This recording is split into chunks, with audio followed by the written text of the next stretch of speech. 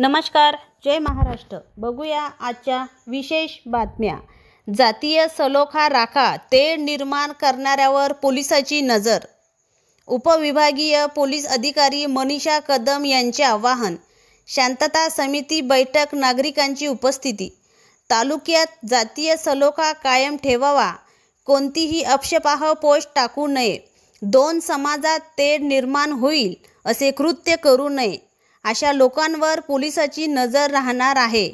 संबंधितांवर गुन्हे दाखल करण्यात येतील अशी माहिती उपविभागीय पोलीस अधिकारी मनीषा कदम यांनी दिली।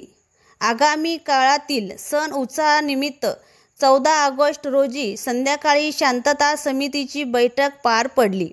या बैठकीत कायदा व सुव्यवस्था अबाधित ठेवण्याचे आवाहन पोलीस प्रशासनाच्या वतीने उपस्थितांना करण्यात आले। पोलीस स्टेशनच्या आवारात पार पडलेल्या शांतता समितीच्या बैठकीला माजी आमदार शशिकांत खेडेकर, उपविभागीय पोलीस अधिकारी मनीषा कदम, मुख्य अधिकारी अरुण मोकळ, ठाणेदार ब्रह्मगिरी, नगरसेवक, पत्रकार पोलीस पाटील, गणेश मंडळाचे पदाधिकारी, सामाजिक कार्यकर्ते यांच्यासह शहरातील प्रतिष्ठित मंडळींची उपस्थिती होती।